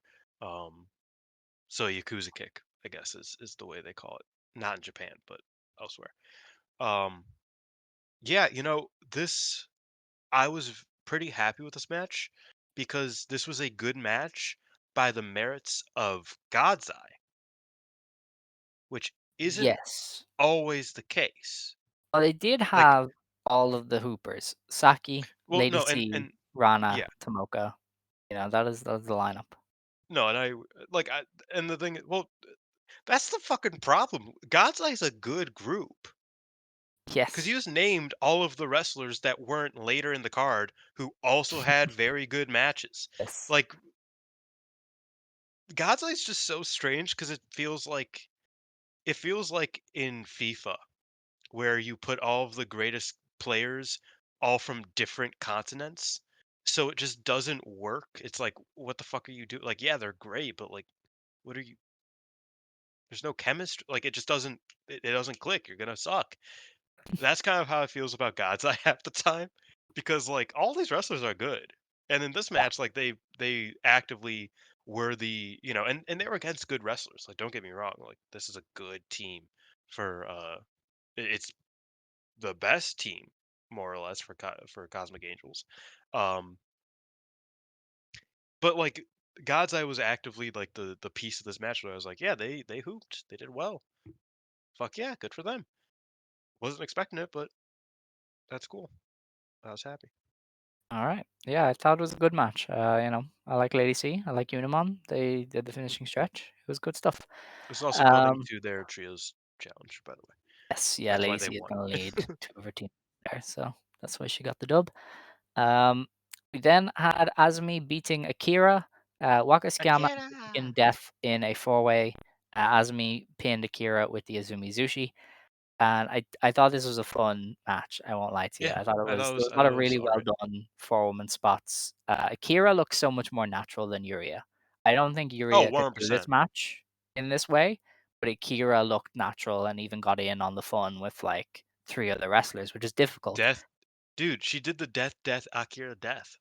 Yeah, like she just fit. And Fukigen Death, one of the funniest character actors in all of wrestling, just picked her moments really well. Fukigen death is such a funny thing because she is Kaori Oniyama, Yes, and sometimes she has to be Kaori Oniyama.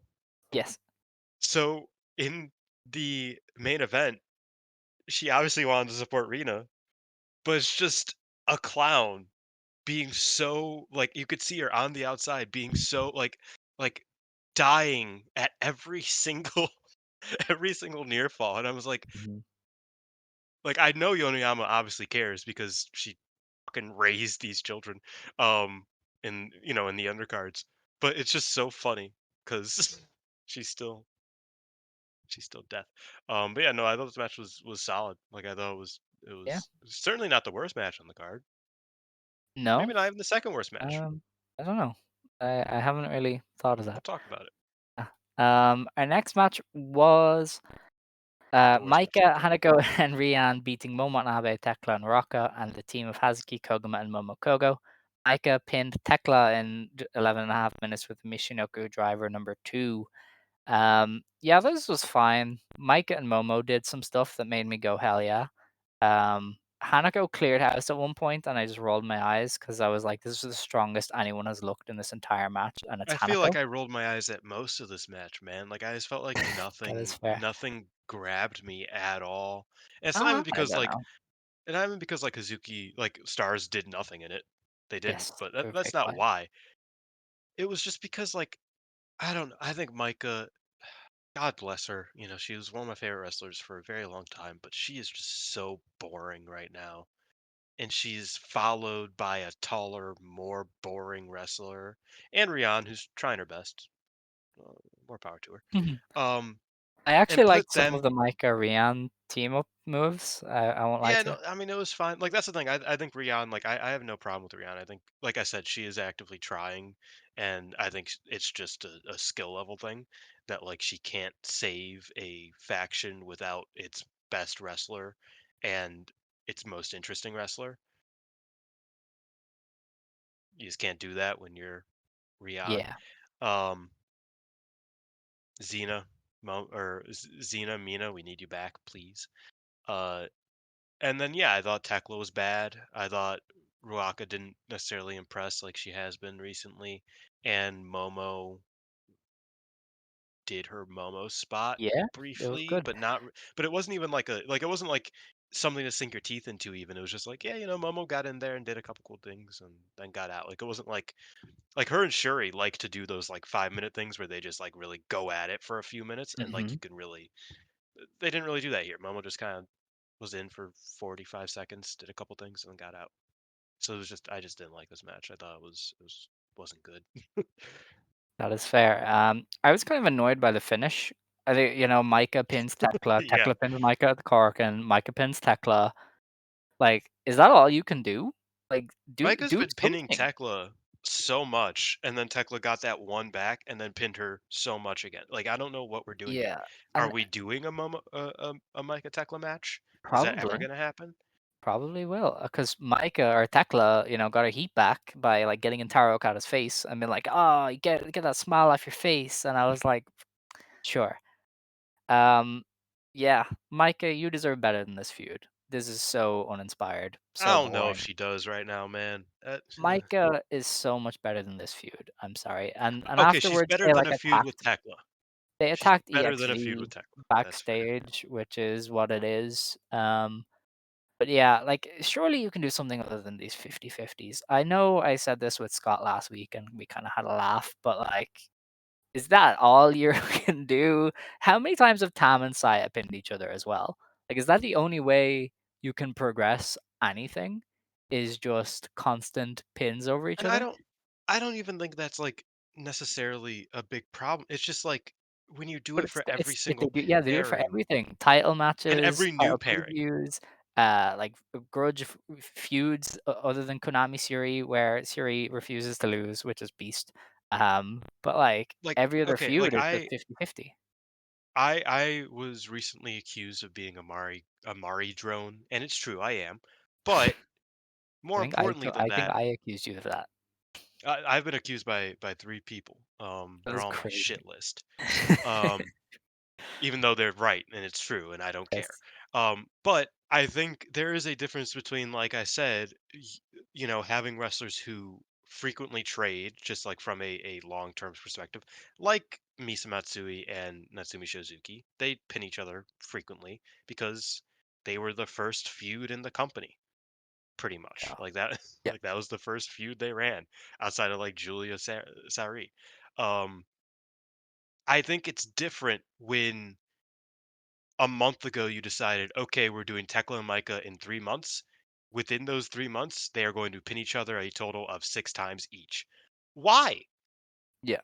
I've seen the fall Mhm. 12 times now. Like why I just don't think that builds well to a match.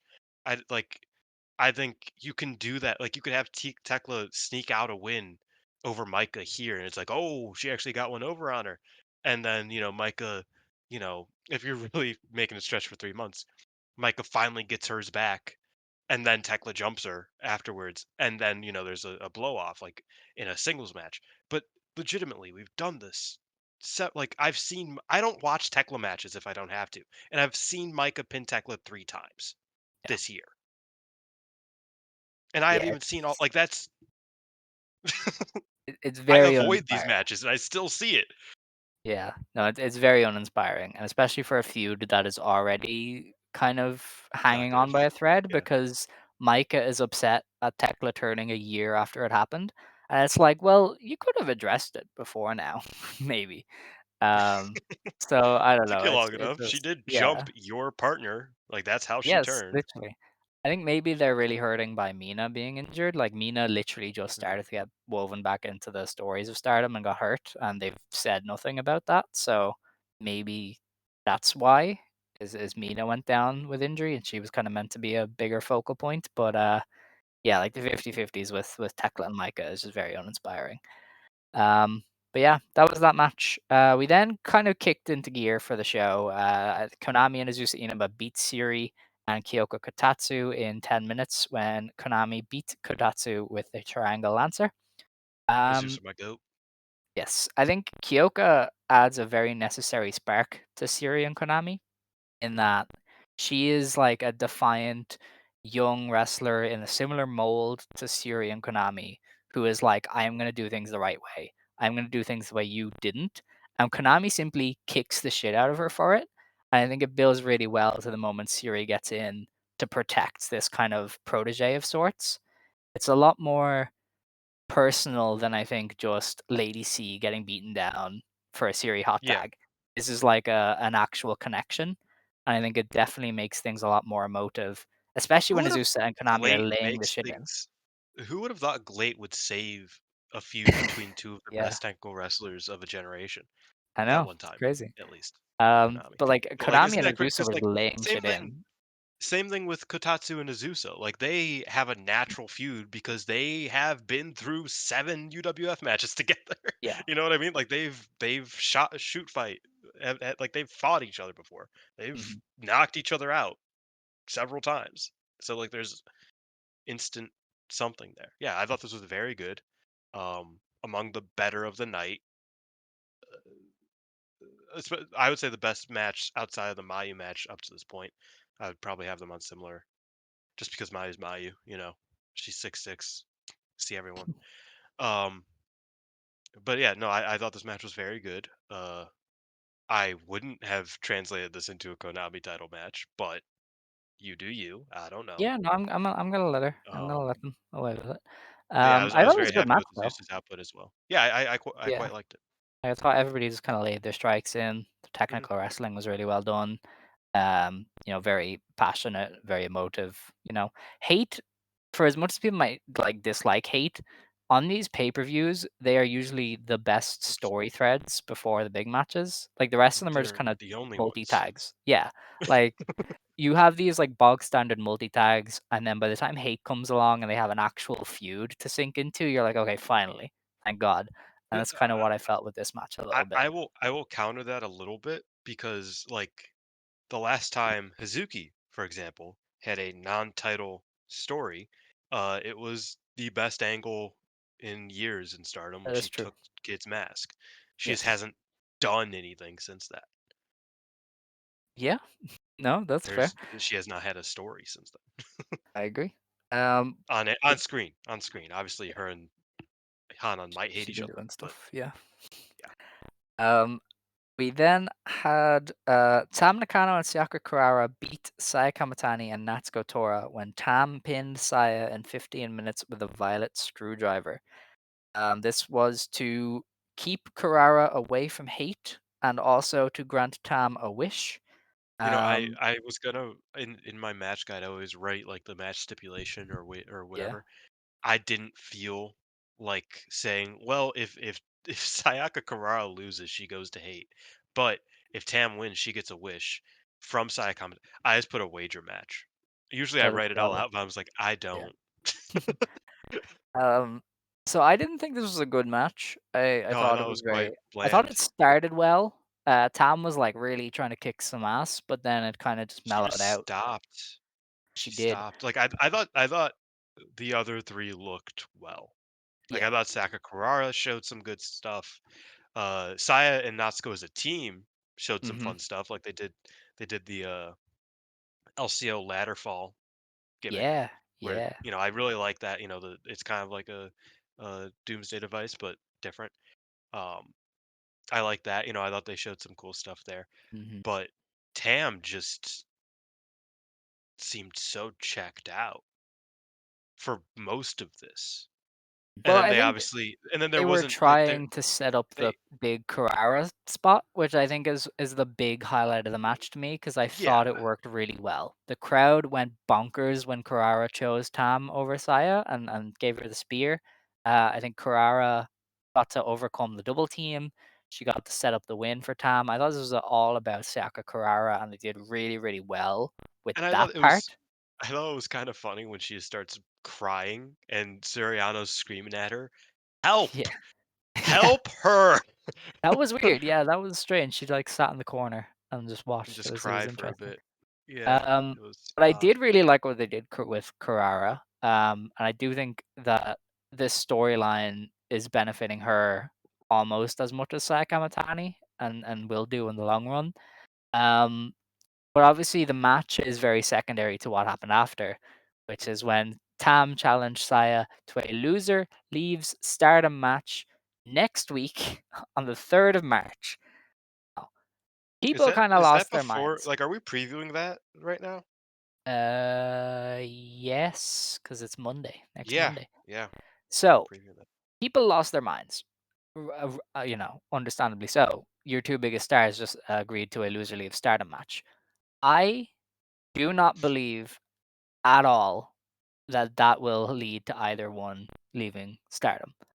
Uh, Either the Cinderella winner is going to win it back, it goes to a draw, or Tam's going to milk There's no it time for a limit. retirement run at There might Yokohama oh, Arena. double knockout.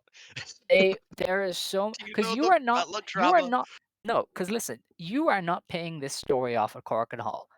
Nobody is that on a stupid. nighter? Nobody is that stupid to pay this story off of Korakuen Hall when you are running Yokohama Arena in like 5 weeks after.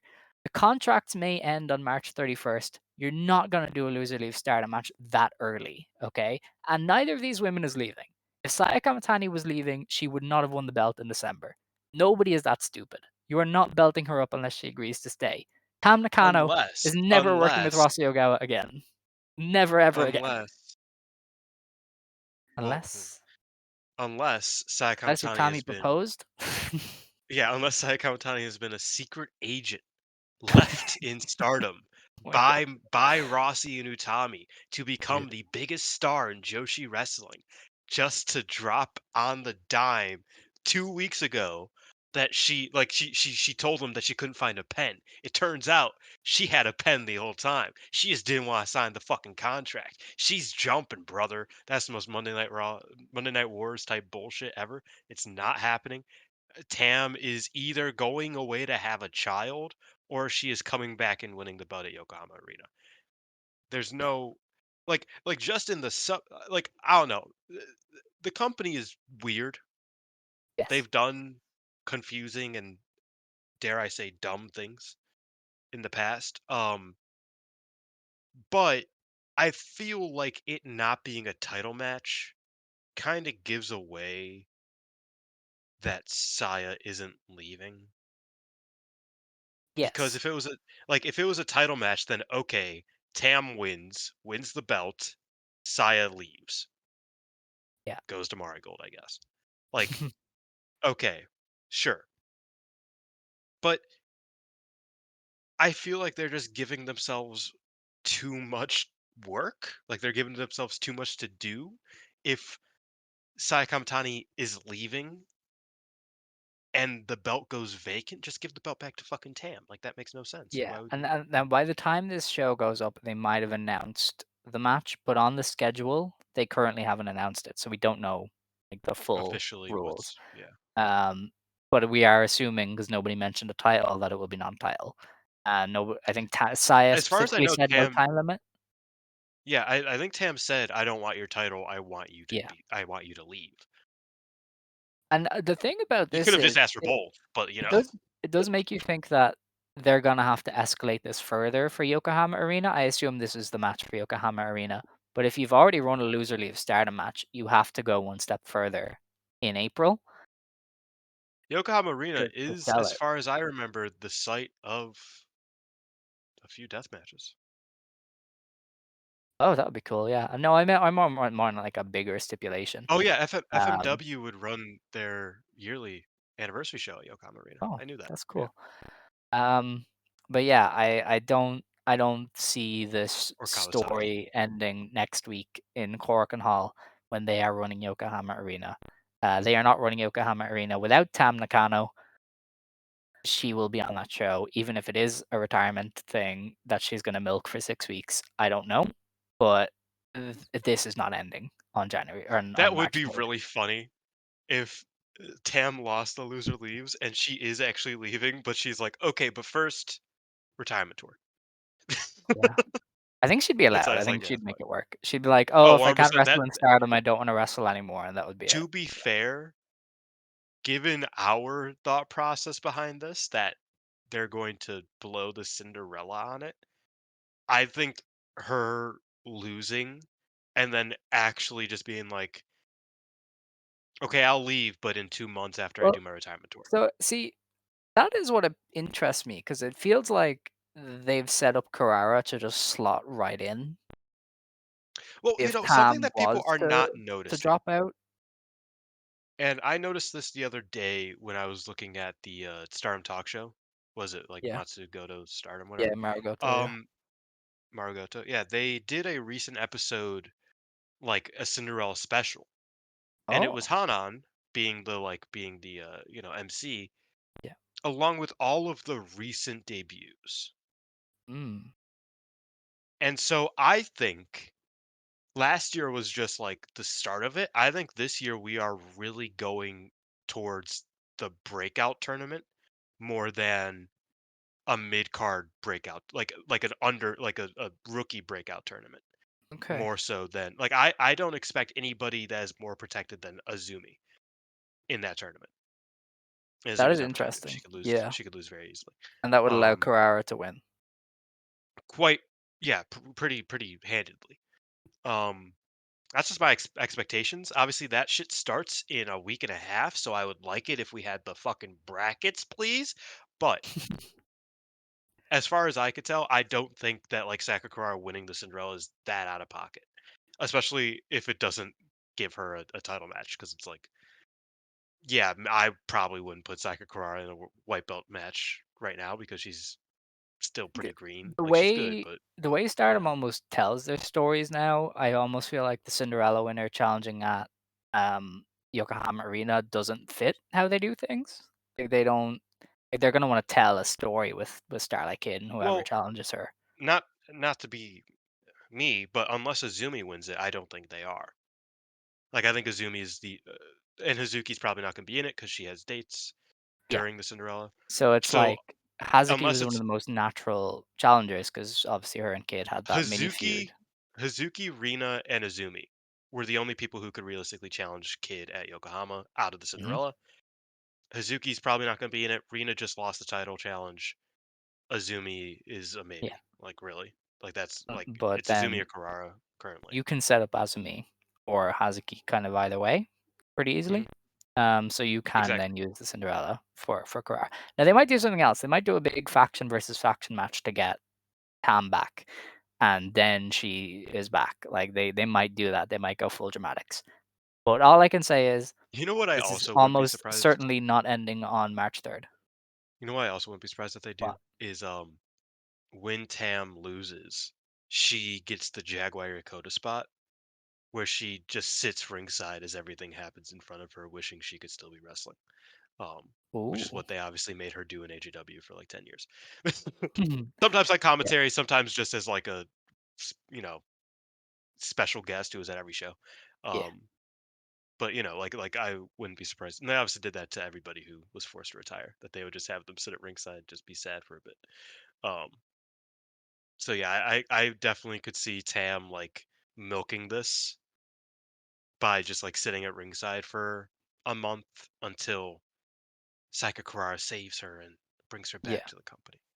for sure. Hell, I could see Tam going away for 6 months and coming back for the 5 star, winning it. Yeah, Like I if meing, we're not doing this indie.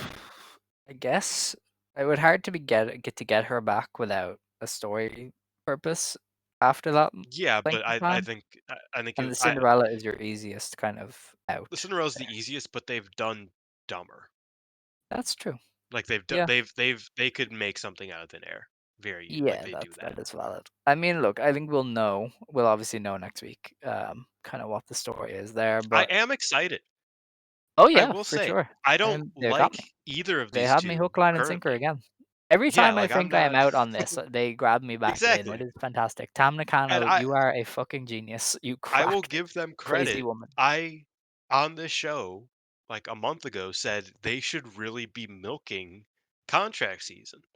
Like, give Yes. me a loser leaves match. Have Momo beat Mayu in a loser leaves match or whatever. Like, they should be milking this. This is that. Like, it Yeah. works. You know what I mean? Also, I saw some people say that maybe WWE came calling for Saya, but I don't think What? she'd. It was just like a guess from some people. They would have to apply for a visa, so she wouldn't be finishing up on a week's notice. That's kind of my thing there. Yeah, no, I If don't. WWE did come for Saya or Tam, they wouldn't be able to do it this Yeah, quick I because they'd was have to get a also like visa. theorizing. I was like, I wonder if Tam like found out she was pregnant, like currently. And then I Scott, don't think and then she'd do then that. Scott was like, well, this had to have been a plan for at least 2 weeks. So if you're Yeah, still wrestling 3 weeks after finding out you are pregnant, probably not great.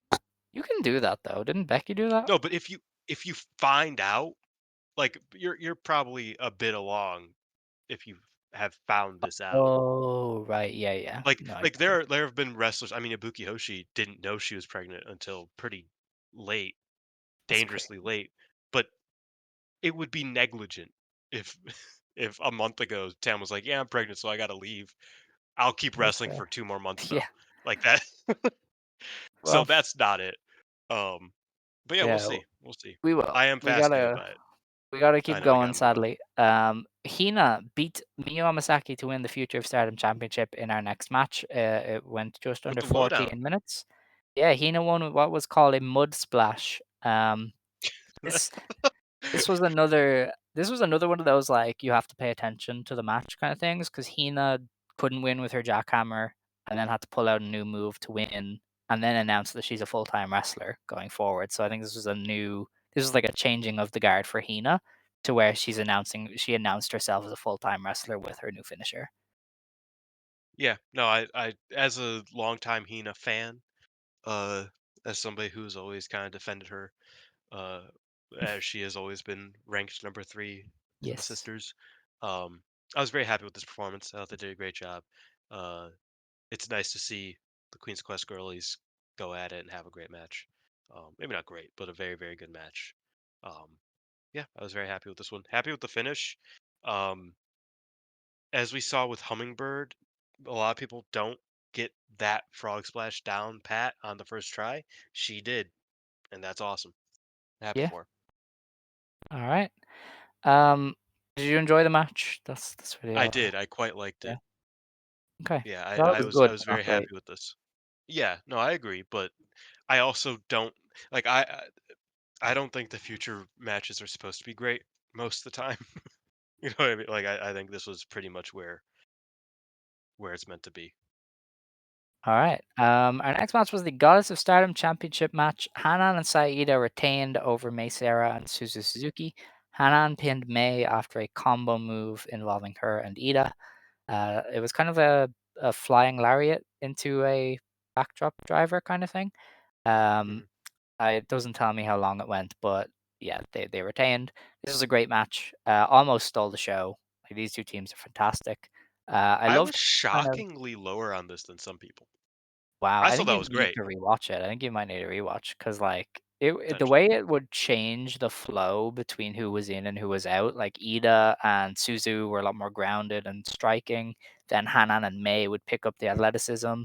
Uh, one thing I noticed is like Wingori's teamwork was just better than Crazy Star. Like they would constantly do these like off the cuff combo moves that got them the win, whereas Crazy Star were like two individuals wrestling, and it was almost like the teamwork is what gave Wingori the win. I thought that was really interesting as well. So I thought this was a great match. I thought there was a lot of really great stuff going on. Saida, we missed you so much. Um, and yeah, just fantastic Still a stuff. beast. They picked up Always May a Sarah beast. and Suzu again. They're not May Sarah and Hanan. They're kind of Mhm. feuding again. So I am interested if they are on the I collision know it course was of the actually funny singles. because Hanan actually mentioned it. She's like, I know I've been saying this for 2 fucking years. Give me the singles match. Yeah, but you were So yeah, lower. no, Interesting. yeah, I gave it an 8. Uh, Hmm. I'm a low grader anyway. I gave the main event an 8.5. Um, Wow. but yeah, so like I thought it was very very good. One of the better tag matches of the year certainly.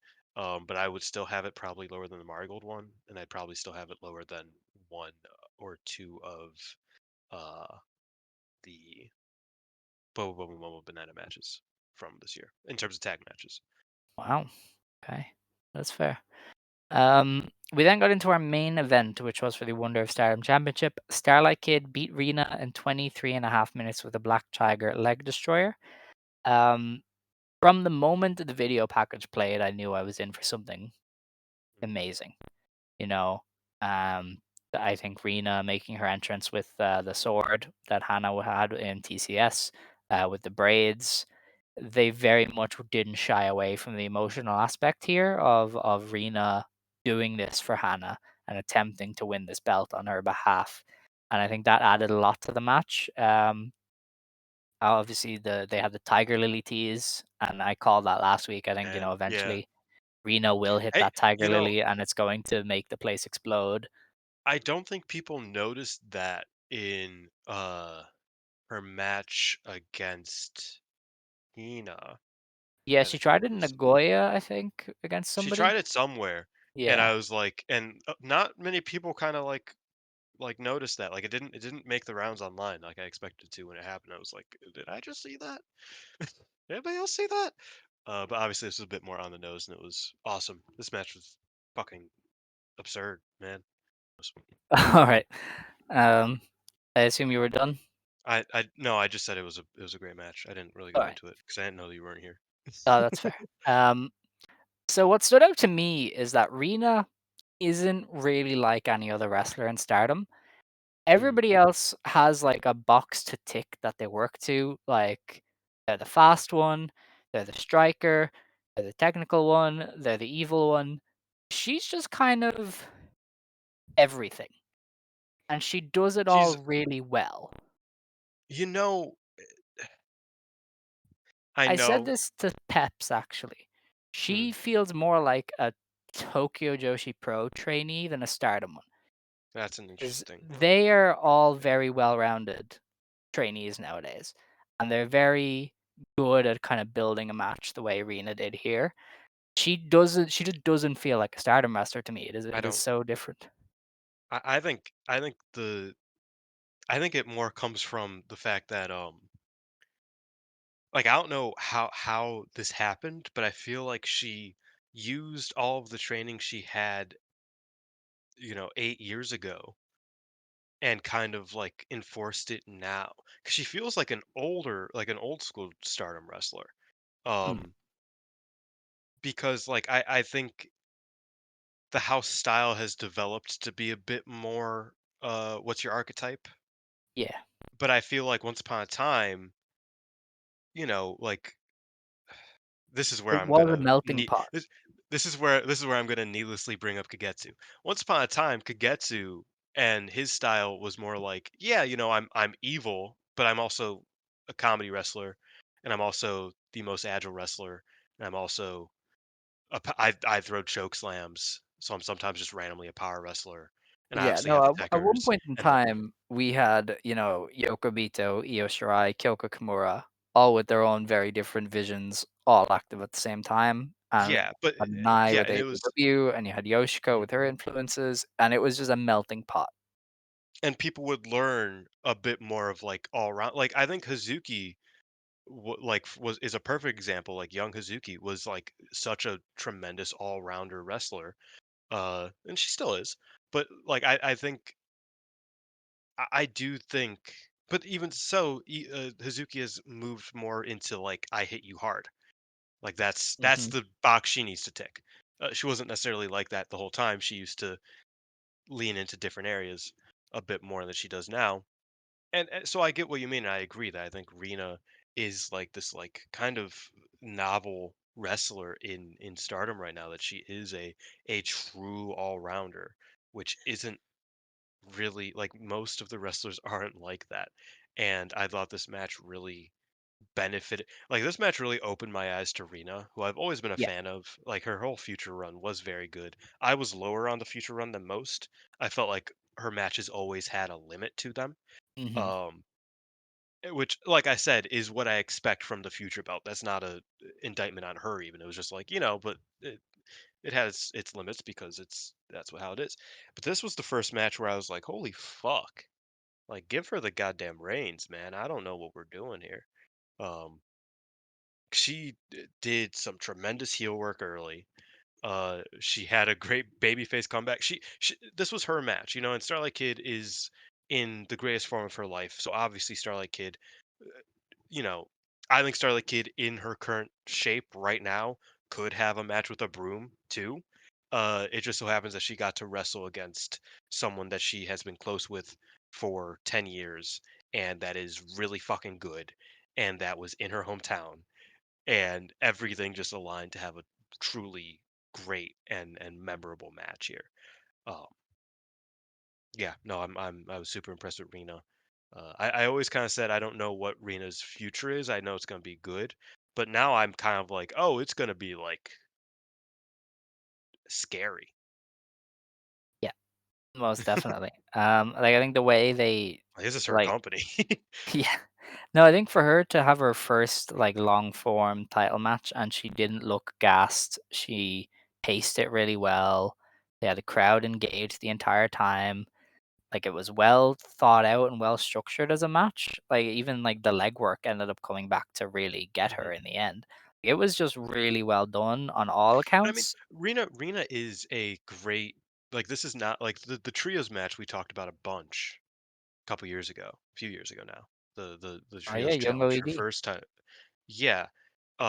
Or no, it was before. Am I thinking of something else? I might be thinking of something else. But no, yeah, I forget. It might have been Young OAD, but I feel like it was her, Saki Kashima, and somebody else. Um, I don't really remember. But in one of Rena's first, like I think Rena has pretty much risen to the occasion on most of her title challenges thus far, save for maybe the Azumi high speed one, and that's because she didn't wrestle high speed. That's Yeah. just never been her thing. Um, like she's just been really great. And I think this was her magnum opus thus far. You know what I mean? Yeah, and I think, Kid deserves her praise as well, for Oh, just being a very obviously, yeah. talented pro wrestler. But yeah, I think this was the coming out party for Rina, Shout out who, motherfuckers with white belts this year in yeah, Japan. yeah, no, for sure. Yoda Um, Suji, yeah. Mai Sakurai and Starlight you Kid. That's what leave I'm talking Yoda about. Suji alone. He Yoda looks Suji's cool. fine. He's fine. Um, He got he had his best performance in there against Gabe. just, it's Yeah, fine. Just don't. he tried. Um, but yeah, I think like the Kid definitely deserves their praise, but Rena kind of tapping into that emotional side for people and this being her first kind of big title match, I think really just blew everybody away. And so regardless of whether she won or lost, I think she was gonna come away as a real kind of made woman from this one. And I think Mhm. she did. So, you know, uh very good stuff all around. And a That's great my main top event. heel right there. Yeah, no, that's fair. Give her and Um, Ruaka the tag belts. Who I says no? agree. Um, In fact, I think stylistically that could be where they're heading. Maybe. I don't Rena really know. has taken belts off of Hanan. Like that is kind of like what she likes to do. She did that with the tag belts last time, the New Bloods. Possibly. No. Maybe we'll see. Um, what was I gonna say? Yeah, I thought this was a great show. Like really strong, really good foot forward from Stardom. The I Tam think the angle, top 3 was obviously. very good. I Yeah, thought that some of the stuff that in the middle was pretty yeah. I think I said this on Twitter. I think my only problem with Stardom pay-per-views is the multi-tag hell kind of on the mhm. undercard. Before they get into the good stuff, but that is kind of just what it is. I think But of like, the matches I expected to well, I didn't expect it, but of the matches that I think should have delivered, uh, mhm, the TAM tag, like the wager match, yeah, didn't, but in yeah. No, its I agree. place, the Shuri tag did. So Yeah, yeah. I Kyoka would and say Ibusa good with this enough. show. You know what I mean? That is fair. I would say Yeah. that's good enough. Um, but yeah, I mean, I would say there were two matches that were at minimum great on this show, which is Mhm. really all you ever need, and a lot of it was good. So I was into it. Um, after the Kid Rina match, Konami confronted Starlight Kid backstage during the backstage comments and basically put herself next in line for the white belt. I don't know Yeah, when they're gonna run that. Konami went over to her with spray and Kid like dodged it and she said it's actually just it's cooling spray because I can't make you have blackface because you have a mask on, so it doesn't matter. Um, Smartest I wrestler thought in the game, yeah, Konami. she was like, what's the point if I can't make you have blackface? That is fair. Um, well, that was that. Good show, great show, fun times. Stardom keeps a Corgi. rocking when they do good stuff. So we have two shows to Oh, really there's a new quickly blood too. preview because I am up No, against the we could wall. do it quick. We could do it quick. There's three, Yeah. but I'll do Okay. two Well, that third regardless. one does not count this week. Maybe. Um. So Yeah, on cheapest gift January, card. It's fine. gee, I keep saying January, March 1st. They are running New Blood 19 with what I think is a very interesting card. Oh, they don't have it on the Yeah, schedule. they do. Do they? Oh, they do. It's just no pictures. All right. Mhm. New Blood Tag Championship Next Challenger One Day Tournament. Unimon and Aya Sakura versus Kiori Oniyama and Rina. I really like that Yoniyama has just adopted Rina. Rion. Sorry, yeah, Rian. I like that Yoniyama has just adopted Rian. Um, I could see. It's very funny. Let's see.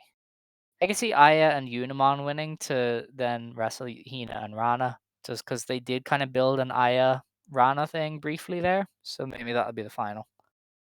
Oh wow. Yoniyama's freelancer officially because YMZ's dead. Yeah. Oh yeah, I forgot about that. That's weird. That's just like a weird vibe. That's because Goki Pro hasn't started though. That's all.